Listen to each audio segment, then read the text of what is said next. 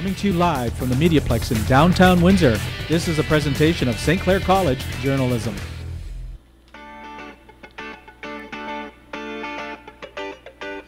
It's Friday, and we're live. Welcome to MediaPlex Friday Live.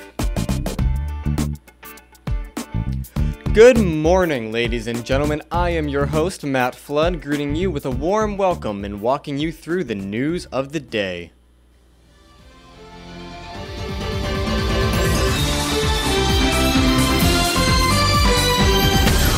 The Canadian Union of Postal Workers received an offer from Canada Post on Wednesday.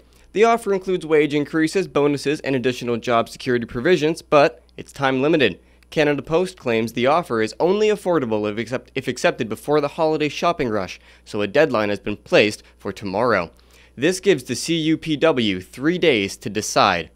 And according to the CUPW's national president, the last mediation session resulted in the two sides being far apart on many issues. For now, the nationwide strike will continue to rotate throughout the country. Since we're going into the weekend, you might be looking for something to do. Well, our producer Ryan Percy went out to find out how some people have been playing board games to help sick kids. Playing board games to benefit sick kids? For 32 hours during the first weekend in November, game lovers gathered at the CG Realm to take part in Extra Life. Baked goods sales and tips from the Windsor Sandwich Shop were donated, silent and live auctions were held, and cheat jars allowed getting the upper hand for a donation.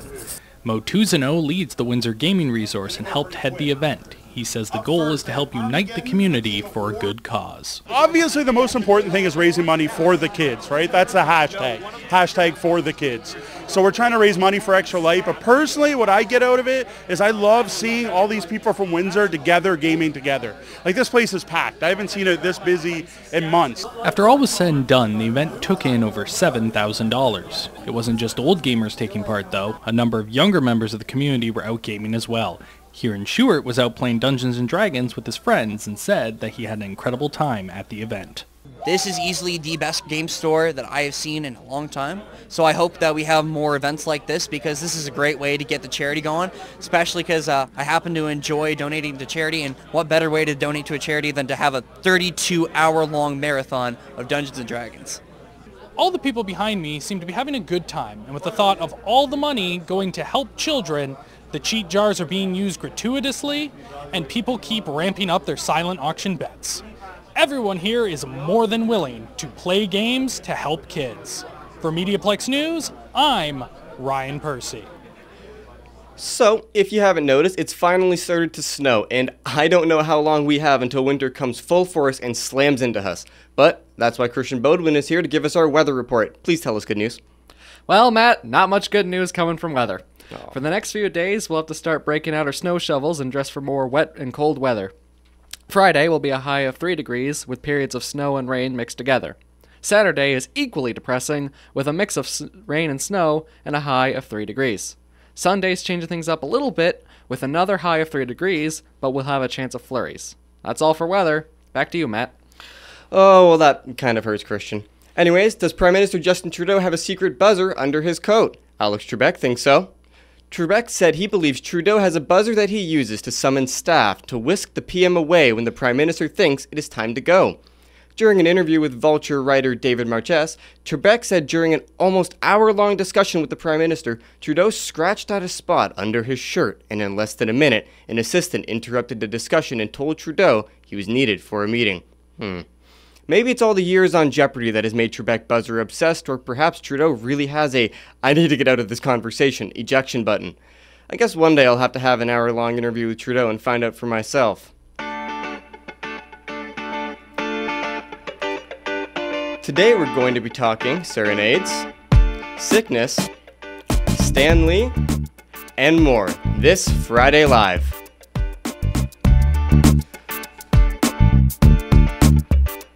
But first, Amanda Allen is here with Crime Stoppers. How you doing, Amanda? Hi, Matt. Oh, it's good to have you back. So, I gotta ask you, what is the crime of the week? Well, unfortunately, we're talking about a sexual assault in nature. There was a female in her teens walking through a pathway in Willowstead Park on November 7th, Wednesday morning, actually, 9 a.m., and she was accosted by a male who was riding a bike. He was making inappropriate comments and then ended up touching her from behind. She confronted him and he fled the area. He was last seen riding on Richmond Street. Is there anything to you that makes this crime stand out among others? Well, we don't see daytime sexual assaults like this very often. The fact that it's occurring at 9 a.m. is certainly jumping off the page to me. But it just reiterates the importance of always being aware of our surroundings, regardless of the time of day. It's very unfortunate that that's becoming necessary even more and more. So, if faced with a situation like this, what is it that women should do? How should they react? Well, you have to measure each situation on its own merit, but generally speaking, there is always safety in numbers. So even if you're walking to school, if you're going to a bus stop, find somebody in the neighborhood that's got the same schedule as you, travel together. Safety in numbers always. We want to use well-traveled areas. So the pathways, the catwalks that are offered, they're offered for convenience to get us places faster, but not always safer. So eyes on is always the best option. So if you can stay in a public place, that's the best. Okay. And who are they looking for? Do we have a description of the suspect? Well, we do have a description. We don't know who, but we'd love to know who. What we can tell you is that he's male, white, about 35 to 40 years old, skinny build with thin hair, actually a receding hairline. And he was last seen wearing a dark orange sweatshirt, light gray jogging pants, and a purple mountain bike. Okay. And if anybody has information, where should they get in contact with you? Well, as always, Windsor Police would love to hear from witnesses. It's always easier if we can speak to a witness directly. So they are investigating. The Major Crimes Unit is at 519-255-6700, extension 4830. But if you have information, maybe you know somebody who's got that dark orange sweatshirt or that purple mountain bike, or somebody who you think might be suspect of this type of behavior, and you want to remain anonymous with Crime Stoppers, never give your name. You'll never have to go to court, and you could earn a cash reward. So call us at 519-258-8477 or online. It's catchcrooks.com. Okay. Thank you a lot for your time, Amanda Allen. It's always good to have the crime of the week. So you heard it here first, people. If you have any information, please contact Crime Stoppers or the Windsor Police so we can get this guy off the streets. In lighter news, the Christmas season is soon upon us, and some people are in extra need for food, clothing, and other necessities. Christian Bodwin went to find out how some people are helping. The season of giving is almost upon us, and Divine Mercy Food Bank is preparing for its annual Christmas program. Divine Mercy will open its doors to families in need during the holiday season, serving newborn children to teens with clothes and toys that have been donated for the event. We see that our numbers rise, and some of our clientele who haven't been for a long time, we seem to see them more at Christmas time, around the winter, because of, let's say, the elements. They need warm outerwear, coats and hats and gloves and boots and anything that keeps them warm. Yvette Droulard is the president of the Divine Mercy Food Bank Conference. She believes that the event, and what Divine Mercy does overall, is very beneficial to people who are struggling with the rise in costs for goods in Windsor. There's a lot of people that are on disability income, they're on Ontario Works, they're on unemployment. That type of income does not go a long way when you're having to pay rent and utilities. So it's very important that a $40 or $50 box of goods, groceries, helps a family. The Christmas program will begin on Friday, November 30th and run till Tuesday, December 18th. The doors will be open from 10 a.m. to 2 p.m. Divine Mercy will also be hosting their annual Easter program next year. From MediaPlex News, I'm Christian Bodwin. If you don't have the right kind of clothes during the winter, you might catch a cold. So maybe you should get your flu shot. If you're scared of needles, Cassidy McNay has news for you. It's flu season, and Brady's Drugstore is helping people overcome their flu shot fears. The pharmacy in Essex is offering virtual reality flu shots to distract patients who have a fear of needles. A recent study says that people who used VR while receiving their vaccine reported less pain and less fear. It's quick to sign up, and walk-ins are welcome. Samantha Newton, an employee at Brady's Pharmacy, helps patients get set up for their shot. So this year, the flu shot is actually pretty easy to get. You come in, you fill out a form, you bring your health card, you sign off that you would approve us doing that for you, and then Once you get that done, you would see our pharmacist who would give you the injection. So far this week, we've had over 100 people come in for the flu shot. Patients have the option of watching golden retrievers, swimming dolphins, or exploring outer space while receiving their yearly flu shot. Kevin Proney said he started using VR flu shots in order to calm patients' nerves. People are afraid of needles, or they don't like really the idea of getting stuck by a needle, particularly younger individuals. So what we've done is we've instituted kind of like a distraction method, virtual reality, where kids or even adults for that matter, I have had several adults ask for it, put it on, they can kind of get immersed in a world where it's like puppies or dolphins or space exploration, roller coaster, whatever they like, and what this does is distract them. Keep the sickness at bay. Get your flu shot today. I'm Cassidy McNay reporting for MediaPlex News. Now, the shot might help with the flu, but other diseases can be creeping up as well, especially one that is generally not associated with younger generations. Suraj Sasi has more.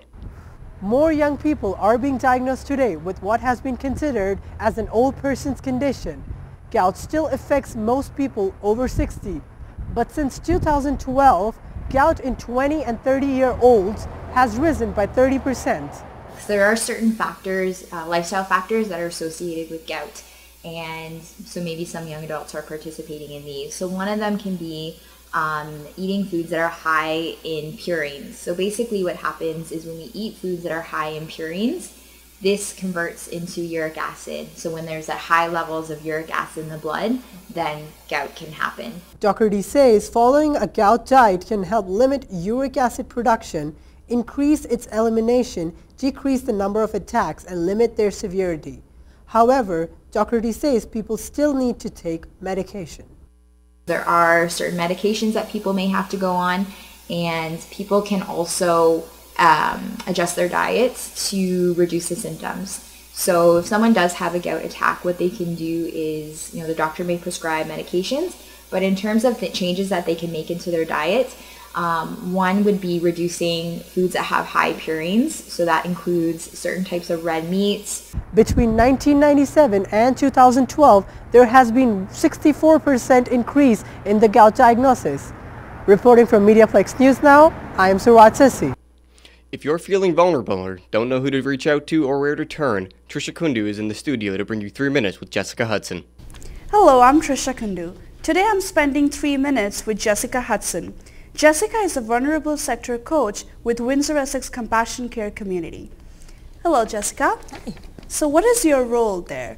So my role at the Windsor-Essex Compassion Care Community is the vulnerable person sector coach. So what I do is I work with the most vulnerable people of our society in Windsor and help them build the connections within the community. Mm-hmm. And what would you say is the purpose of your role? The purpose of my role is to help those who have found themselves in circumstances that have left them vulnerable and isolated, and help them reconnect and make those connections, because everybody needs somebody. We all need those connections as humans, and people, when they find themselves isolated, feel like they've hit that wall. They no longer connect out in the community, and our role is to help work with them to make those goals better their quality of life. Mm-hmm. And what impacts you or inspires you to perform your role at WEC? What inspires me to do my job is just helping. At the end of the day, knowing that I'm helping the people that essentially can't help themselves anymore, or hit that brick wall and just don't know what our community has to offer, because Windsor is such a great place, and our community offers so much in the way of social connections. And at the end of the day, helping these people reconnect and make Windsor great again is what inspires me. And how do you create awareness in Windsor about the programs or about your role at WEC? So we create awareness. We do a lot of community outreach. We do a lot of partnerships within the community of the other programs that are helping the same populations. We are volunteer-based. So we have volunteers that are out connecting with people as well, and just spreading the word of what social connections can really do for people. Mm-hmm. And are there any events or any annual functions that are being held to create this awareness? We do. We hold ice cream socials and volunteer-based events. to spread the awareness of what volunteer bases can do for the people of our community. We have a citizens table meeting once every 6 months for all of our community partners to come and see really the impact that we've made and where we're at with the program and how moving forward what we're doing. And who are the community partners? So we work hand in hand with a lot of the community partners, with CARP, the Downtown Mission, with all of those types of organizations, the Windsor-Essex County Health Unit. With partnershiping with them, we can work together and really build what we do with people. Mm-hmm. And what would you say is the community response? The community response is great. The people that we have assisted have really given us positive feedback on what we're doing, and they've really shown us that, you know, just that little bit of backbone and having that cheerleader behind you can really better the quality of life for people. Well, thank you for watching. I'm Trisha Kundu, and this is 3 Minutes with Jessica Hudson. Now, some people out there are currently building and following their dreams, but others are being remembered for the dreams they built and the people they inspired. Cody Wall has more. The world has lost a comic book legend. On November 12th, 2018, Stan Lee died at the age of 95 in a Los Angeles hospital after being rushed to emergency that day. Earlier this year, Lee told the public his health was on the decline, being rushed to the hospital in February due to his conditions worsening. Many celebrities Lee has worked with over the years went to social media to pay their respects. Lee served as the chief and editor, a publisher, and the chairman for Marvel Comics leading up to his death. He is also known as the man who created many beloved Marvel comic characters, such as Spider-Man, the Hulk, and Iron Man, with his first full comic strip, Captain America, being published on August 1st, 1941. Throughout the years, Lee has also become famous for his cameos within the Marvel Cinematic Universe, appearing in Spider-Man Homecoming, Iron Man, Deadpool, and the Avengers, to name a few. Throughout his almost 80-year career, Lee has collected a number of awards, including a Harvey Award and a Disney Legend Award. I'm Cody Wall, and this has been your Entertainment Minute. With Stan Lee gone, a lot of people are binge watching the Marvel series that he had a hand in. But maybe those aren't for you, so Josie Richards is here to tell you about one of the best flicks on Netflix this week. Thank you, Matt.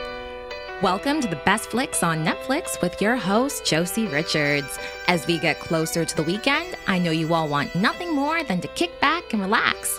And what's a better way to relax than by lying on the couch and binge watching Netflix? That's where I come in. I'll be giving you a weekly recommendation on what I think are the best flicks on Netflix to watch. This week's show is The Office. If you haven't heard of The Office, you must have been under a rock for the past decade.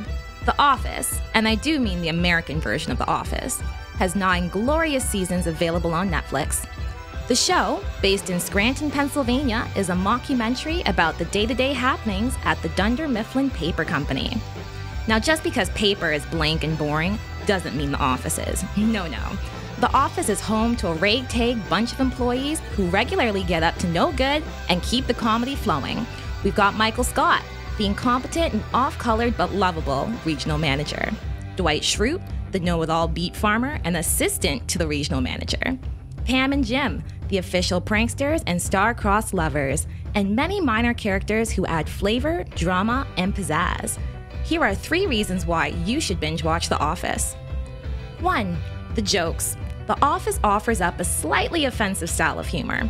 There are a lot of jokes made at the expense of others' sexuality, race, and gender.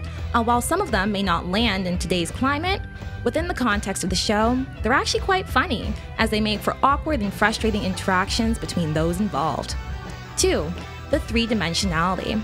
There are no stock characters on The Office. Each character has episodes dedicated just to them. And 3. The camera work. The show is set up to look like it's being filmed on several handheld cameras. We have slightly shaky framing, mid-seam zooming, and quick pans. This really helps to sell the illusion of this mockumentary being a real documentary. And there you have it. Tune into the best flicks on Netflix with me, your host, Josie Richards, next week for another recommendation. Back to you, Matt. A lot of people like entertainment, especially when it comes to music. While we might take it for granted, Glenn Fu went out to find out how music is being used to help children.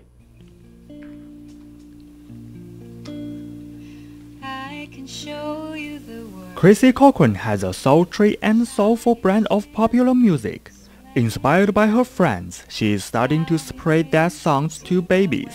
Usually, she will write the lyrics first, then she'll do the music, while sometimes they both come to her at the same time. This creation normally takes a couple of hours, and Cochran wants to make something special for the little ones. I want to make it something that is appealing to them right now, and is also something that they're going to enjoy when they're a bit older and they can kind of understand more of the meaning behind the lyrics. Cochran said writing songs for children is different than writing for adults. For a baby, I try to make it a bit more of a lullaby, something that's kind of gentle and soothing and might help a baby drift off to sleep. Whereas with songs that are for adults, sometimes I make them more upbeat and fun and exciting and energetic. Local families enjoy this session. It was actually a really good event. There was a great turnout. It was pretty calming. All the babies, I don't know if you noticed, they were all pretty calm while she was playing. And yeah, my baby loved it. I loved it. It was nice to hear Christmas music. Every treasure on earth. I'm grateful for MediaPlex News. So maybe you're not a baby, but still love music, or at least music discussion. Well, we've got your weekly dose of Sam Sinclair and Brett Blake. Take it away, music guys.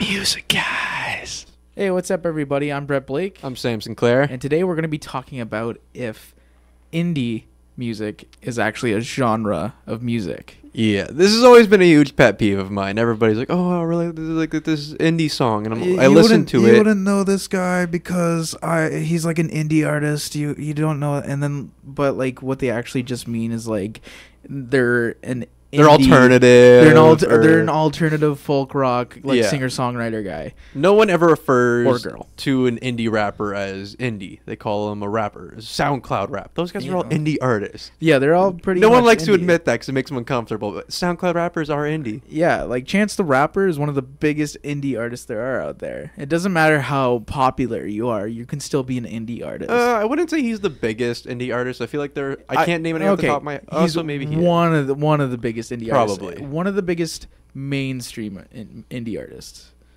I can't argue with you on that one. Okay. Because he is extremely mainstream at this point. But like City and Color, I'm pretty sure like they're signed somewhere.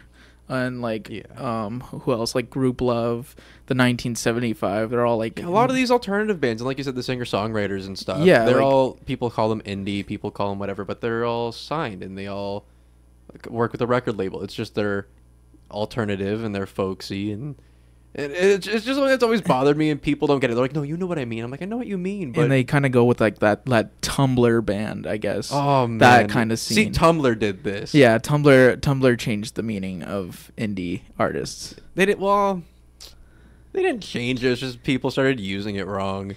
Yeah, but yeah, I think indie is not really a genre. It's more of a I don't know. I guess it's a description. It's more, it's a description. It's a title. It's not even a genre. You can't, because it's so broad. Yeah, that's like saying music is a genre. Like you can be an indie electronic artist. You can be an indie folk artist. Hip hop. It doesn't matter. Yeah. Yeah. And those are genres. Yeah. Alrighty. And that's all the time we have for the music, guys. I'm Sam Sinclair. And I'm Brett Blake. Back to you, Matt.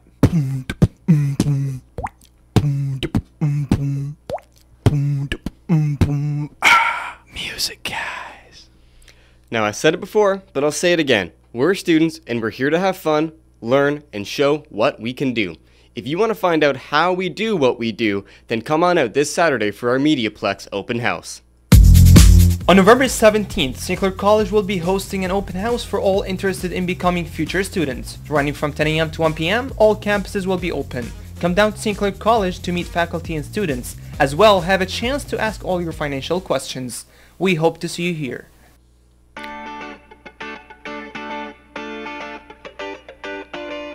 Well, there you have it. Thank you for tuning in. Friday Live is a presentation of St. Clair College Journalism. Our production team consists of Ryan Percy and myself.